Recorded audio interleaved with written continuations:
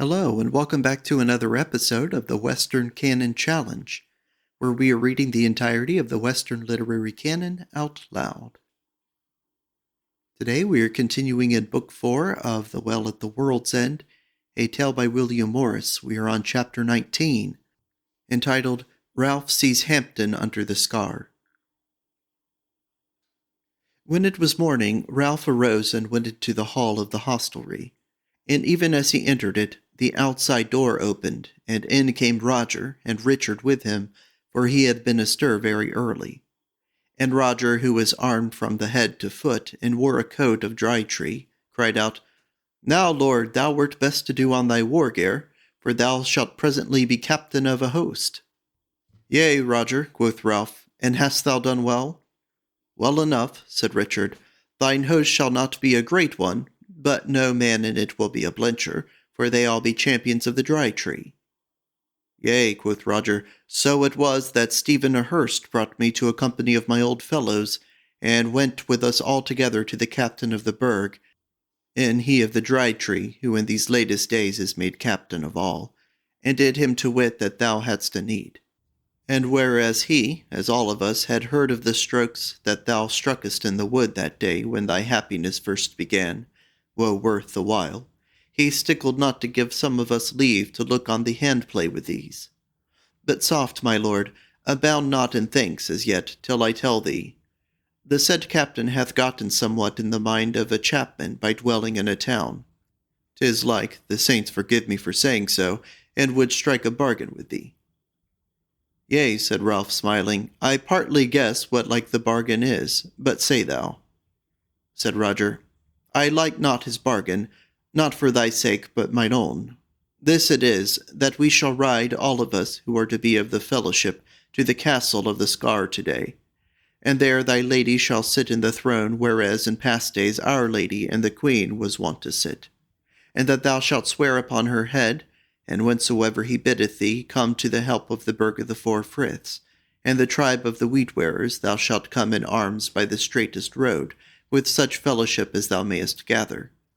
And if thou wilt do so, we of the Dry Tree, who go with thee on this journey, are thine to save or to spend by blood or field, or castle wall, amidst the edges and the shafts, and the fire-flot.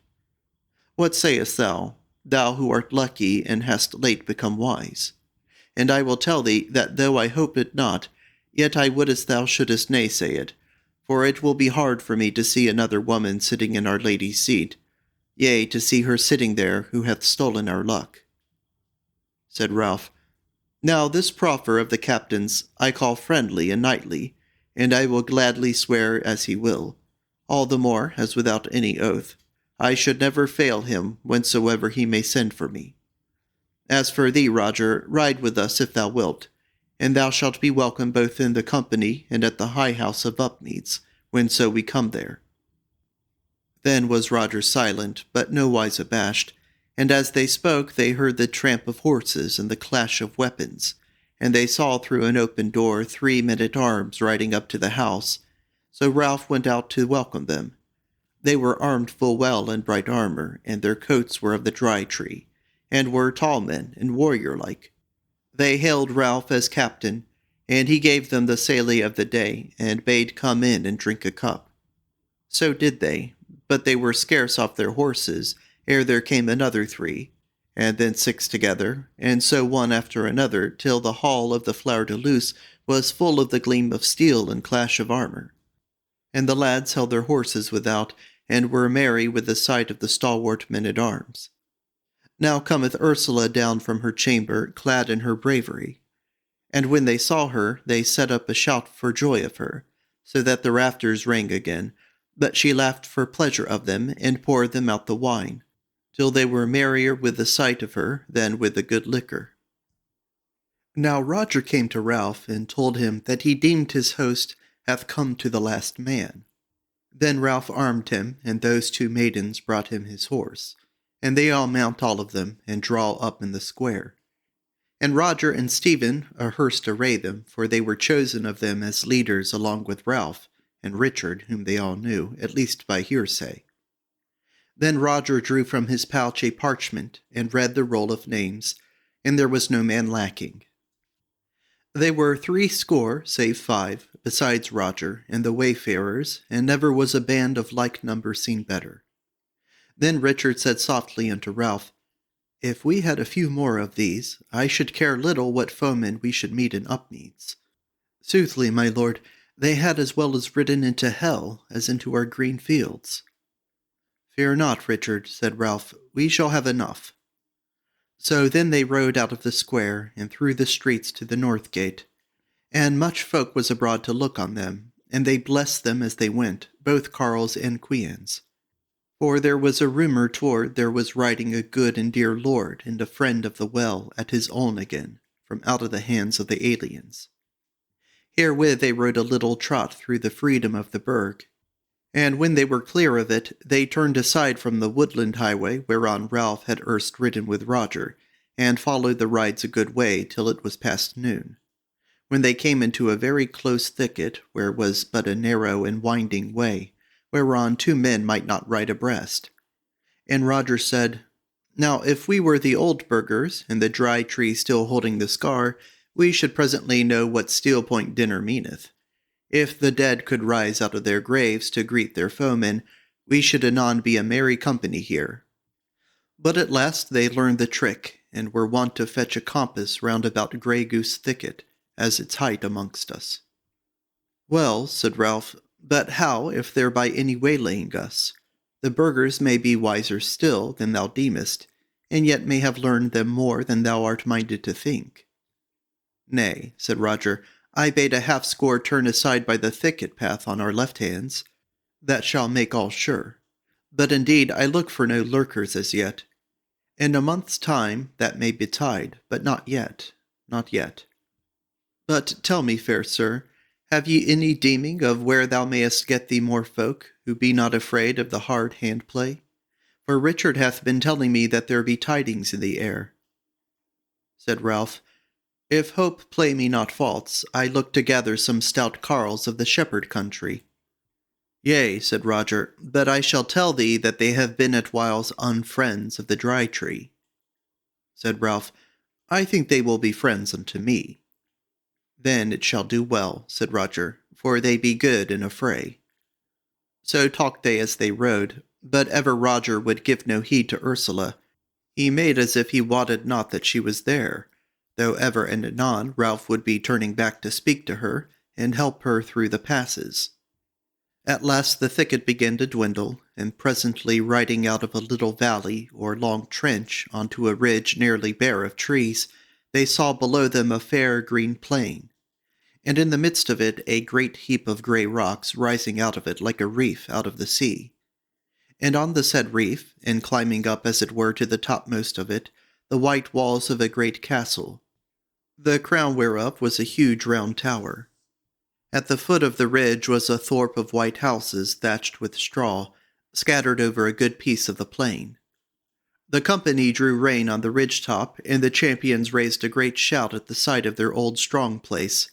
Then Roger turned to Ralph and said, Fair sir, how deemest thou of the castle of the Scar? But Richard broke in, For my part, friend Roger, I deem that ye do like to people unlearned in war to leave the stronghold ungarnished of men. This is a fool's deed.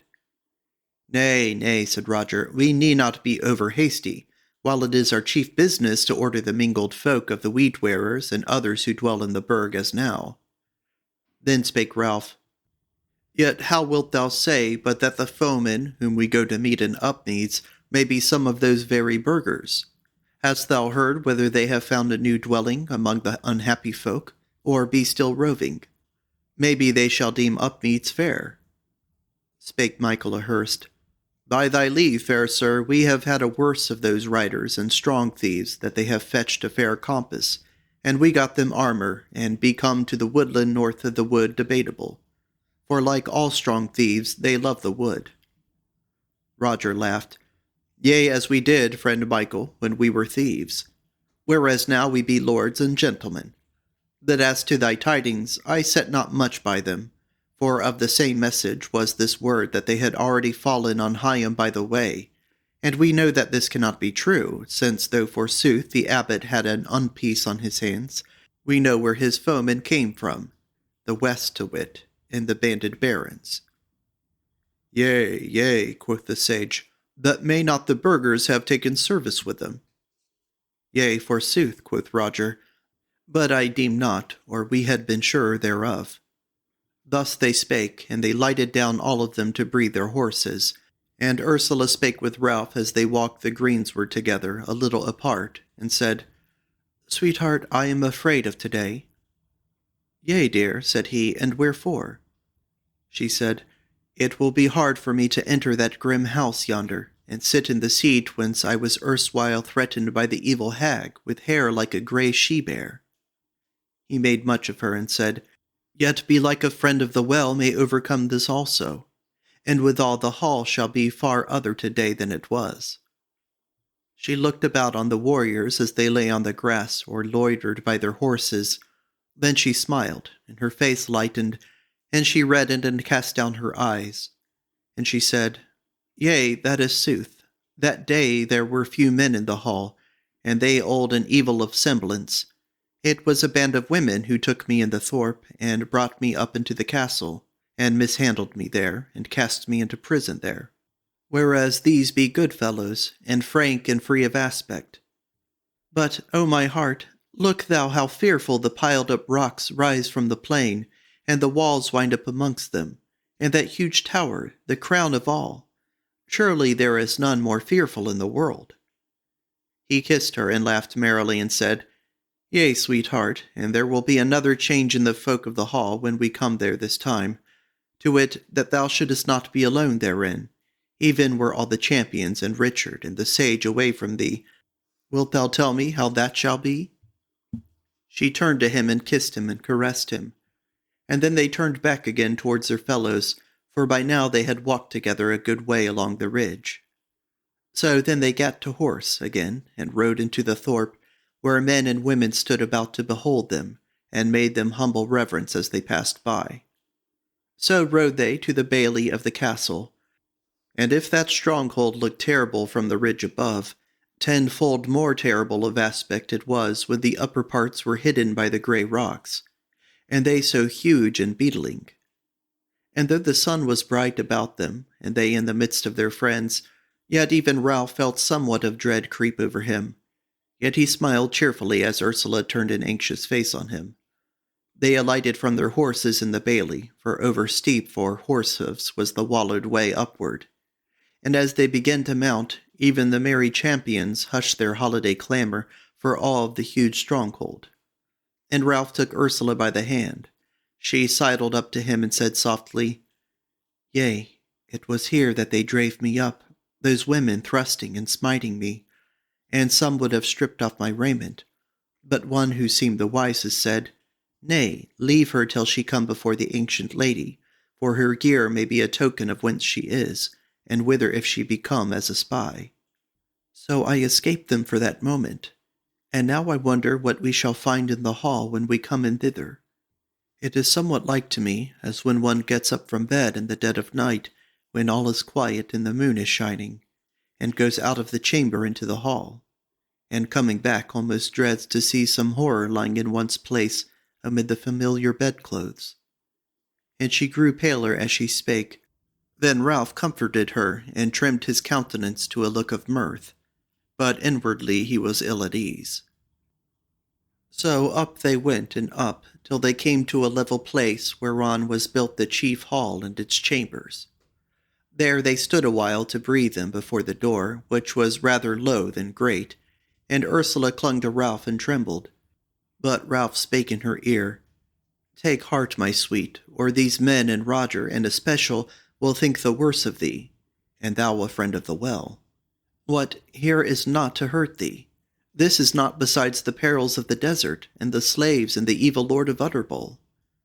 Yea, she said, but meseemeth I love thee not so sore as now I do. O friend, I am become a weak woman and unvaliant, and there is naught in me but love of thee, and love of life because of thee. Nor dost thou know altogether what befell me in that hall. But Ralph turned about, and cried out in a loud, cheerful voice, Let us enter, friends, and lo you, I will show the champions of the Dry Tree, the way into their own hall and high place. Therewith he thrust the door open, for it was not locked, and strode into the hall, still leading Ursula by the hand. And all the company followed him, the clash of their armor resounding through the huge building. Though it was long, it was not so much that it was long, that it was broad, and exceeding high, so that in the dusk of it the great vault of the room was dim and misty. There was no man therein, no paling on its walls, no benches, no boards. Naught but the great standing table of stone on the dais, and the stone high seat amidst of it, and the place did verily seem like the house and hall of a people that had died out in 1 hour because of their evil deeds. They stood still a moment when they were all fairly within doors, and Roger thrust up to Ralph and said up softly, "The woman is blenching, and all for naught. Were it not for the oath, we had best have left her in the thorp. I fear me she will bring evil days on our old home with her shivering fear. How far otherwise came our lady in hither when she first came amongst us, when the Duke of us found her in the wood, after she had been thrust out from the sunway by the baron whom thou slewest afterward. Our Duke brought her in hither wrapped up in his knight's scarlet cloak, and went up with her into the days. But when she came thither, she turned about, and let her cloak fall to earth, and stood there barefoot in her smock, as she had been cast out into the wildwood. And she spread abroad her hands, and cried out in a loud voice, as sweet as the May blackbird, May God bless this house, and the abode of the valiant, and the shelter of the hapless," said Ursula, and her voice was firm, and the colour come back to her cheeks now, while Ralph stood agaze and wondering. "Roger, thou lovest me little. Meseemeth, though if I did less than I do, I should do against the will of thy lady that was queen in this hall. But tell me, Roger, where is gone that other one, the fearful she-bear of this crag, who sat in yonder stone high seat, and roared at me and mocked me, and gave me over into the hands of her tormentors, who haled me away to the prison wherefrom the lady delivered me?" "Lady," said Roger, "the tale of her is short, since the day thou sawest her herein. On the day when we first had evil tidings of the slaying of my lady, we were sad at heart, and called to mind ancient transgressions against us. Therefore we fell on the she-bear, as thou callest her, in her company of men and women, and some we slew, and some we thrust forth. But as to her, I slew her not 3 feet from where thou standest now. A rumour there is that she walketh, and it may be so, yet in the summer noon ye need not look to see her." Ralph said coldly, "Roger, let us be done with minstrels' tales. Lead me to the place where the oath is to be sworn, for time presses." Scarce were the words out of his mouth, ere Roger strode forward and gat him on the dais, and went hastily to the wall behind the high seat, whence he took down a very great horn, and set it to his lips, and winded it about thrice, so that the great hall and high hall was full of its echoes. Richard started thereat, and half drew his sword, but the sage put his hand upon the hilts, and said, "It is not, let the edges lie quiet." Ursula stared astonished, but now she quaked no more. Ralph changed not countenance a whit, and the champions of the tree made as if naught had been done that they looked not for. But thereafter cried Roger from the dais, "This is the token that the men of the Dry Tree are met for matters of import. Thus is the moat hallowed. Come up hither, ye aliens, and ye also of the fellowship, that the oath may be sworn, and we may go our ways, even as the alien captain biddeth." Then Ralph took Ursula's hand again, and went up into the hall calmly and proudly, and the champions followed with Richard and the sage. Ralph and Ursula went up onto the dais, and he set down Ursula in the stone high seat, and even in the hall dusk a right fair-coloured picture she looked therein, for she was clad in a goodly green gown broidered with flowers, and a green cloak with gold orphreys over it. Her hair was spread abroad with her shoulders, and on her head was a garland of roses, which the women of the Flower de Luce had given her. So there she sat with her fair face, whence now all the wrinkles of trouble and fear were smoothed out, looking like an image of the early summertide itself. And the champions looked on her and marvelled, and one whispered to the other that it was their lady of aforetime come back again. Only Roger, who had now gone back to the rest of the fellowship, cast his eyes upon the ground and muttered.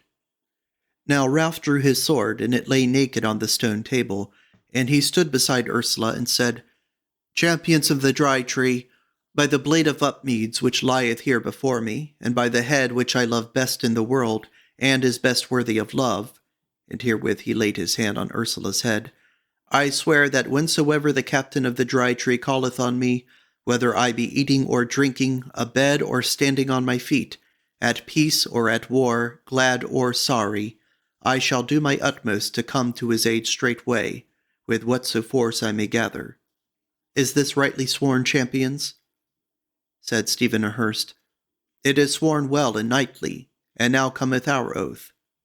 Nay, said Ralph, I had no mind to drive a bargain with you. Your deeds shall prove you, and I fear not for your doubtingness. Said Stephen, Yea, Lord, but he bade us swear to thee. Reach me thy sword, I pray thee. Then Ralph reached him his sword across the great stone table, and Stephen took it, and kissed the blade and the hilts.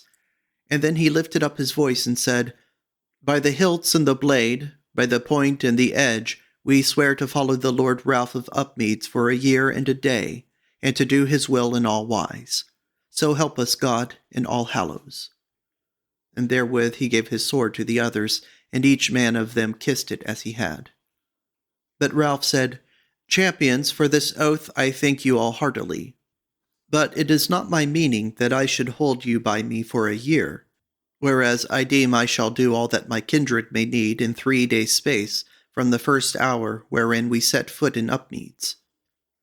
Stephen smiled friendly at him and nodded, and said, That well may be, but now to make a good end of this mote, I will tell thee a thing, to wit, that our captain, yea, and all we are minded to try thee by this fray, in Upmeads, now that we know that thou hast become a friend of the well. And if thou turn out as we deem is likest, we will give thee this castle of the Scar, for thee and those that shall spring from thy loins. For we deem that some such man as thou will be is the only one to hold it worthily, and in such wise as it may be a stronghold against tyrants, and for helping of peaceable folk. Since forsooth we of the Dry Tree have heard somewhat of the well at the world's end, and trow in the might thereof. He made an end, and Ralph kept silence and pondered the matter. But Roger lifted up his head and broke in and said, Yea, yea, that it is. We all become men of peace, we riders of the Dry Tree. And he laughed withal, but as one nowise best pleased. But as Ralph was gathering his words together, and Ursula was looking up to him with trouble in her face again, came a man of the thorp rushing into the hall and cried out, O my lords, there are weaponed men coming forth from the thicket. Save us, we pray you, for we are ill-weaponed, and men of peace. Roger laughed and said, good man, so ye want us back again. But my lord Ralph, and thou Richard, and thou Stephen, come ye to the shot window here that giveth on to the forest. We are high up here, and we shall see all as clearly as in a good mirror. Hast thou shut the gates, Carl? Yea, Lord Roger, quoth he, and there are some 50 of us together down in the base court. Ralph and Richard and Stephen looked forth from the shot window, and saw verily a band of men riding down the bent into the thorp. And Ralph, who was aforesaid was far-sighted and clear-sighted, said, Yea, it is strange, but without doubt these are riders of the Dry Tree, and they seem to me to be of some 10 score. Thou, Stephen, thou, Roger, what is to hand? Is your captain wont to give a gift, and take it back, and somewhat more with it? Stephen looked abashed at his word, and Roger hung his head again. But therewith the sage drew up to them and said, Be not dismayed, Lord Ralph. What wert thou going to say to the champions when this Carl brake in? This, said Ralph, that I thanked the Dry Tree heartily for its gift, but that me seemed it not wise to leave this stronghold disregarnished of men, till I can come or send back from Upmeads. Stephen's face cleared at the word, and he said, I bid thee believe it, Lord, that there is no treason in our captain's heart, and that if there were, I would fight against him and his men on thy behalf. And Roger, though in a somewhat surly voice, said the like. Ralph thought a little, and then he said, It is well. Go we down and out of the gates to meet them, that we may the sooner get on our way to Upmeads. And without more words he went up to Ursula and took her hands, and went out of the hall, and down the rock-cut stair, and all they with him. And when they came into the base court, Ralph spoke to the carles of the thorp, who stood huddled together sore afeard, and said, Throw open the gates. These riders who have so scared you are naught else than the champions of the Dry Tree, who are coming back to their stronghold, that they may keep you sure against wicked tyrants who would oppress you. The carles looked askance at one another, but straightway opened the gates. And Ralph and his company went forth, and abode the newcomers on a little green mound, half a bowshot from the castle.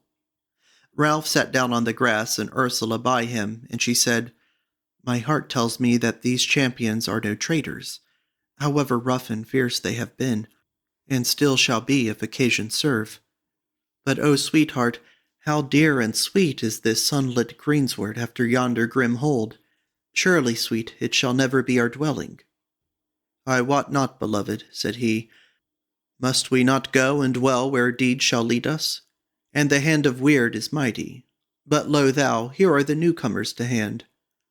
So it was as he said, and presently the whole band came before them, and they were all of the Dry Tree, stout men and well weaponed, and they had ridden exceeding fast, so that their horses were somewhat spent.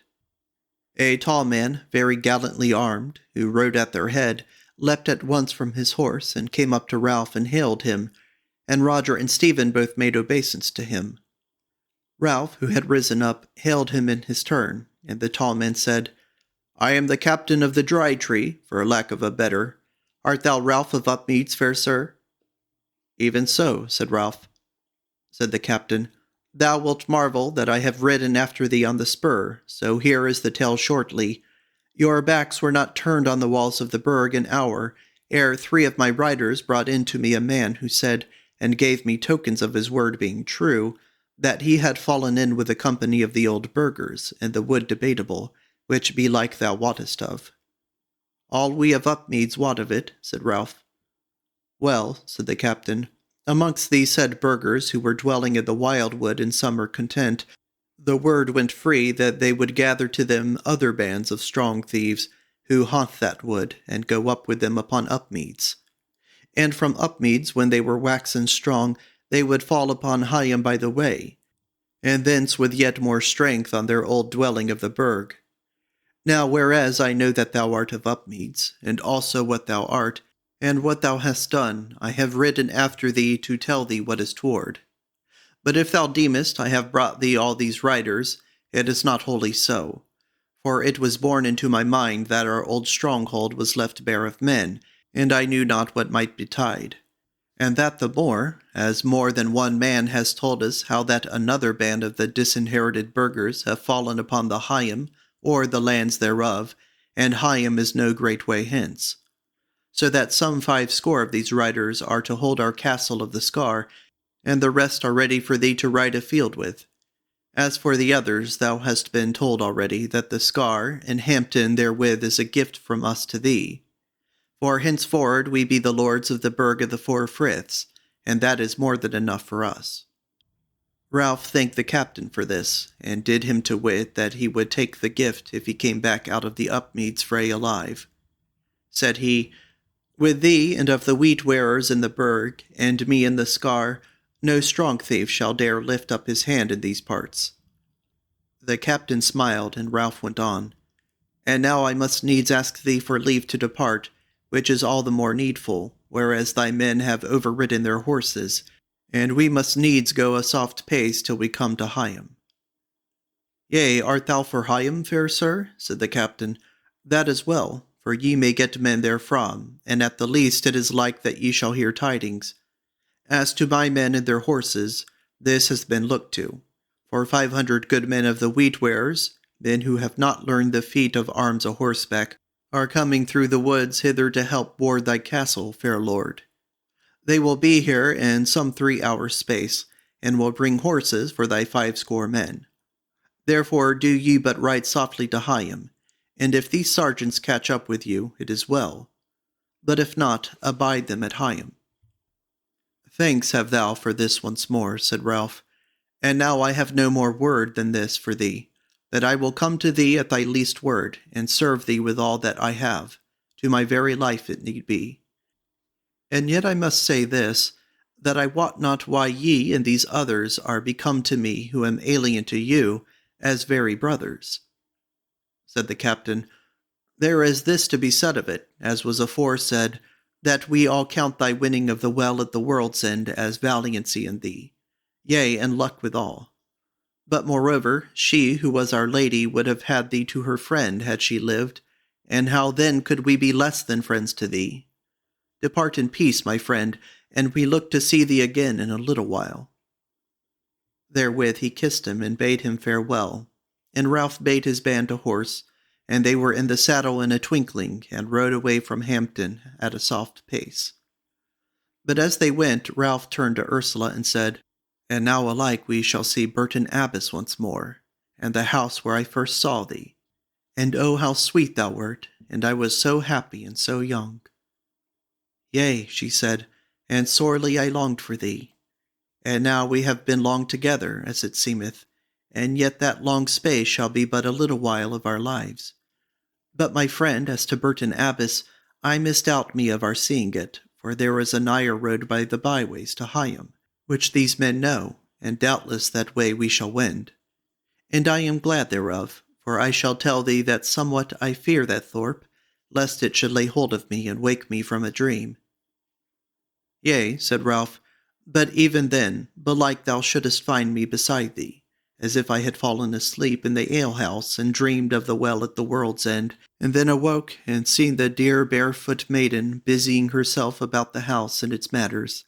That were not so ill. Ah, she said, look round on thy men, and think of the might of war that is in them, and think of the needs to come. But oh, how I would that these next few days were worn away, and we yet alive for a long while. Chapter 20. They come to the gate of Higham by the way. It was as Ursula had deemed, and they made for Higham by the shortest road, so that they came before the gate a little before sunset.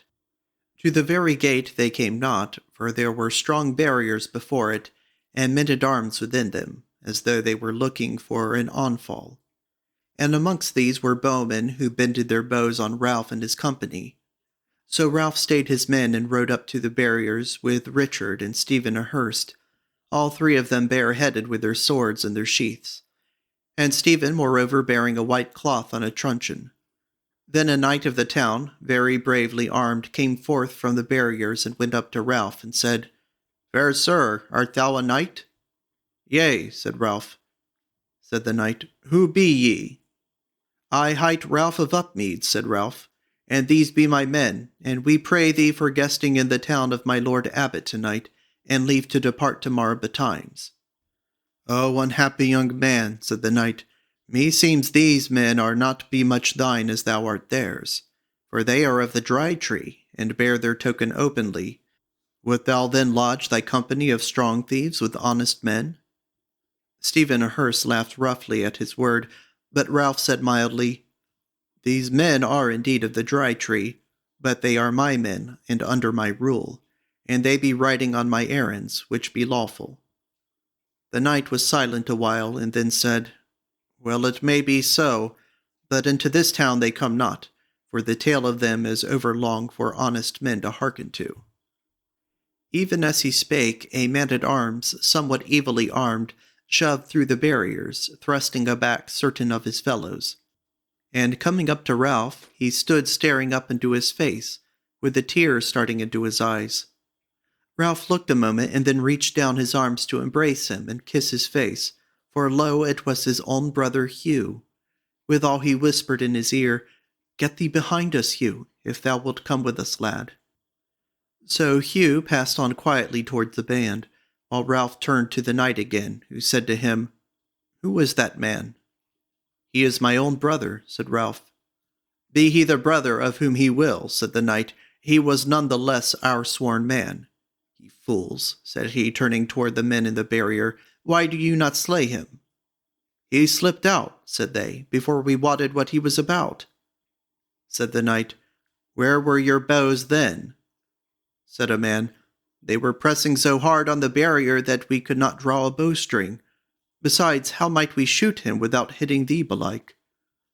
The knight turned toward Ralph, grown wroth and surly, and that the more he saw Stephen and Richard grinning, he said, Fair sir, ye have strengthened the old saw that saith, Tell me what thy friends are, and I will tell thee what thou art. Thou hast stolen our man, with not a word on it. Fair sir, said Ralph, meseemeth thou makest more words than enough about it. Shall I buy my brother of thee then? I have a good few pieces in my pouch. The captain shook his head angrily. Well, said Ralph, how can I please thee, fair sir? Quoth the knight, Thou canst please me by best turning thy horses' heads away from Higham, all the sort of you. He stepped back towards the barriers, but then came forward again and said, Look you, men-at-arms, I warn thee that I trust thee not, and deem that thou liest. Now have I a mind to issue out and fall upon you, for ye shall be evil guests in my lord abbot's lands. Now at last Ralph waxed somewhat wroth, and he said, Come out then, if you will, and we shall meet you man for man. There is yet light on this lily lee, and we will do so much for thee, churl though thou be. But as he spoke came the sounds of horns, and lo, over the bent showed the points of spears. And then all those 50 of the Dry Tree whom the captain had sent Ralph came pouring down the bent. The knight looked on them under the sharp of his hand, till he saw the Dry Tree on their coats also. And then he turned and gat him hastily into the barriers, and when he was amongst his own men, he fell to a roaring out a defiance to Ralph, and a bolt flew, and 2 or 3 shafts, but hurt no one. Richard and Stephen drew their swords, but Ralph cried out, Come away, friends, tarry not to bicker with these fools, who are afraid of they know not what. It is but lying under the naked heaven tonight instead of under the rafters. But we have all lodged thus a many times, and we shall be nigher to our journey's end tomorrow when we wake up. Therewith he turned his horse with Richard and Stephen, and came to his own men. There was much laughter and jeering at the abbot's men amidst of the Dry Tree, both of those who had ridden with Ralph and the newcomers. But they arrayed them to ride further in good order, and presently were skirting the walls of Higham out of bowshot, and making for the down country by the clear of the moon. The sergeants had gotten a horse for Hugh, and by Ralph's bidding he rode beside him as they went their ways, and the 2 brethren talked together lovingly. Chapter 21. Talk between those 2 brethren. Ralph asked Hugh first if he wotted aught of Gregory their brother. Hugh laughed and pointed to Higham and said, He is yonder. What? Said Ralph, in the abbot's host? Yea, said Hugh, laughing again, but in his spiritual, not his worldly host. He is turned monk, brother, that he is already a novice, and will be a brother of the abbey in 6 months' space. Said Ralph, And Launcelot Long-tongue, thy squire, how hath he sped? Said Hugh, He is yonder also, but in the worldly host, not of the spiritual. He is a sergeant of theirs, and somewhat of a catch for them, for he is no ill man-at-arms, as thou wottest. And besides, he adorneth everything with words, so that men hearken to him gladly. But tell me, said Ralph, how it befalleth that the abbot's men of war be so churlish and chary of the inside of their town. What have they to fear? Is not the Lord Abbot still a mighty man? Hugh shook his head. There hath been a change of days at Higham, though I say not but that the knights are over-careful, and much over-fearful. What has the change been? Said Ralph. Hugh said, In time past my Lord Abbot was indeed a mighty man, and both this town of Higham was well garnished of men-at-arms, and also many of his manors had castles and strong houses on them, and the yeomen were ready to run to their weapons whenso the gathering was blown. In short, Higham was as mighty as it was wealthy, and the abbot's men had naught to do with any, save with thy friends here who bear the tree leafless. All else feared these holy walls, and the well-blessed men who warded them. But the Dry Tree feared, as men said, neither man nor devil, and I hope it may be so still, since they are become thy friends. And they would whiles lift in the abbot's lands, when they had no merrier business on hand, and not seldom came to their above in their dealings with his men. But all things come to an end. For as I am told, some year and a half ago, the abbot had debate with the Westland barons, who both were and are ill men to deal with, both being hungry and dowdy. The quarrel grew till my lord must needs defy them, and to make a long tale short, he himself in worldly armour led his host against them. They met some 20 miles to the west in the field of the Rye Bridge, and there was the holy church overthrown. And the abbot, who was as valiant a man as ever, sang mass, though not overwise in war, would not flee. And as none would slay him, might they help it, they had to lead him away. And he sits to this day in their strongest castle, the Redmount Westway. Well, he being gone, and the many of his wisest warriors slain, the rest ran into the gates again. But when the Westlanders beset Higham, and thought to have it good cheap, the monks and their men warded it not so ill, but that the Westlanders broke their teeth over it. Forsooth, they turned away thence, and took most of the castles and strong houses of the abbot's lands, burned some, and put garrisons into others, and drave away a mighty spoil of chattels, and men and women, so that the lands of Higham are half ruined. And thereby the monks, though they be stout enough within their walls, will not suffer their men to ride abroad, whereby being cooped up in a narrow place, and with no deeds at hand to cheer their hearts withal, they are grown sour and churlish. But, brother, said Ralph, howsoever churlish they may be, and howso timorous, I cannot see why they should shut their gates in our faces, a little band when there is no foe anear them. Ralph, said Hugh, thou must think of this once more, that the Dry Tree is no good let pass to flourish in honest men's faces, especially if they be monks. Amongst the brothers of Higham, the tale goes that those champions have made covenant with the devil, to come to their above whensoever they be not more than 1 to 5. Nay, moreover, it is said that there be the very devils amongst them, some in the likenesses of carles, and some, God help us, dressed up in women's flesh, and fairer flesh, meseemeth. Also today they say in Higham that no otherwise might they have overcome the stark and cruel carles of the Burg of the Four Friths, and chased them out of their town, as we know they have done. Huh? What sayest thou? I say, Hugh, quoth Ralph angrily, that thou art a fool to go about with a budget of slanderous old wives' tales. Hugh laughed. Be not so wroth, little lord, or I shall be asking thee tales of marvels also. But hearken, I shall smooth out thy frowns with a smile, when thou hast heard this.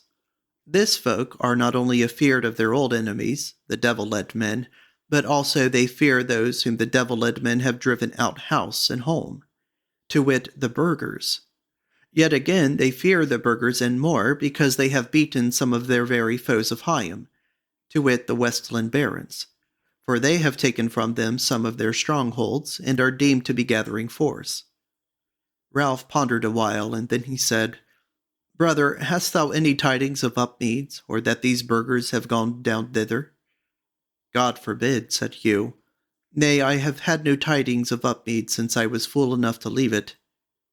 What, brother, said Ralph, thou hast not thriven then? I have had ups and downs, said Hugh, but the ups have been 1 rung of the ladder, and the downs 3 or more. 3 months I sat in prison, for getting me a broken head in a quarrel that concerned me not. 6 months I was besieged in a town whither naught led me but ill luck. 2 days I warred running thence, have scaled walls, and swam the ditch in the night. 3 months I have served squire to a knight, who gave me the business of watching his wife, of whom he was jealous, and to help me out of the weariness of his house, I must needs make love myself to the said wife, who sooth to say was perchance worth it. Thence again I went by night and cloud. 10 months I wore away at the edge of the wildwood, and sometimes in it, with a sort of fellows who taught me many things, but not how to keep my hands from other men's goods when I was hungry. There was I taken with some 5 others by certain sergeants of Higham, whom the warriors of the town had sent out cautiously to see if they might catch a few men for their ranks. Well, they gave me the choice of the gallows tree or service for the church, and so my choice made, there have I been ever since, till I saw thy face this evening, fair sir. Well, brother, said Ralph, all that shall be amended, and thou shalt be back to Upmeads with me. Yet wert thou to amend thyself somewhat, it might not be ill. Quoth Hugh, It shall be tried, brother, but may I ask thee somewhat? Said Ralph, Ask on. Fair sir, said Hugh, thou seemest grown into a pretty man when I saw thee, and now before this twilight made us all alike. But the men at thy back are wont to be led by men who have not earned a warrior's name, yet they follow thee. How cometh that about? Again, before the twilight gathered, I saw the woman that rideth Aeneas, who is now but a shadow. How fair and gentle she is! Indeed, there is no marvel in her following thee, though if she be an earl's daughter, she is a fair getting for an imp of Upmeads. For thou art a well-shapen lad, little lord, and carried a sweet tongue in thy mouth. But tell me, what is she? Brother, said Ralph kindly, she is my wife. I kiss her hand, said Hugh, but of what lineage is she? She is my wife, said Ralph. Said Hugh, That is forsooth a high dignity. Said Ralph, Thou sayest sooth, though in mockery thou speakest, which is scarce kind to thine own mother's son. But learn, brother, that I am become a friend of the well, and were meet to wed in the daughters of the best of the kings. Yet is this one meeter to wed with me than the highest of the queens, for she also is a friend of the well. Moreover, thou sayest it that the champions of the Dry Tree, who would think but little of an earl for a leader, are eager to follow me. And if thou still doubt what this may mean, abide, till in 2 days or 3 thou see me before the foemen. Then shalt thou tell me how much changed I am from the stripling whom thou knewest in Upmeads a little while ago. Then was Hugh somewhat abashed, and he said, I crave thy pardon, brother, but never had I a well-filed tongue, and belike it hath grown no smoother amid the hard haps which have befallen me of late.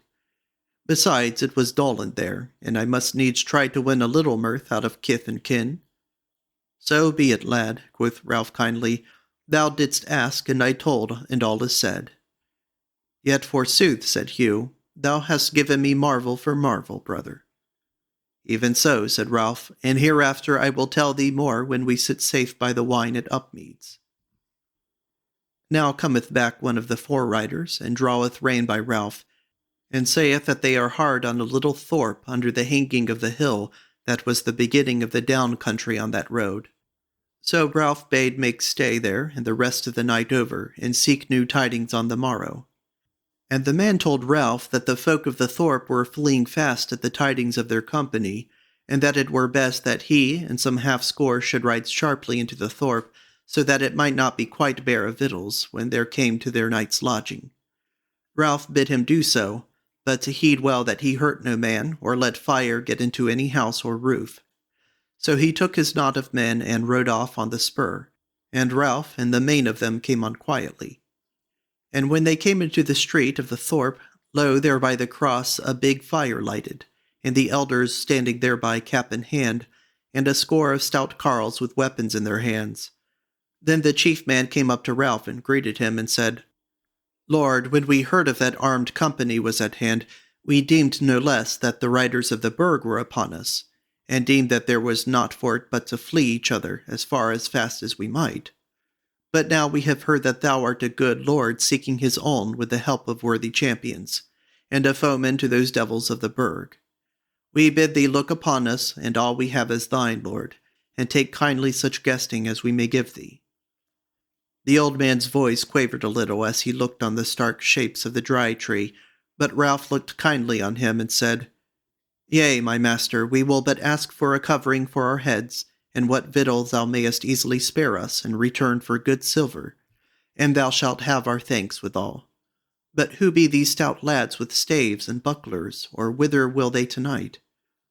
Thereat a tall young man with a spear in his hand, and girt with a short sword, came forth and said boldly, Lord, we be a few who thought when we heard that the Burg devils were at hand, that we might as well die in the field giving stroke for stroke, as be hauled off and dropped to pieces under the hands of their tormentors. And now thou hast come, we have little will to abide behind, but were fain to follow thee, and do thee what good we can.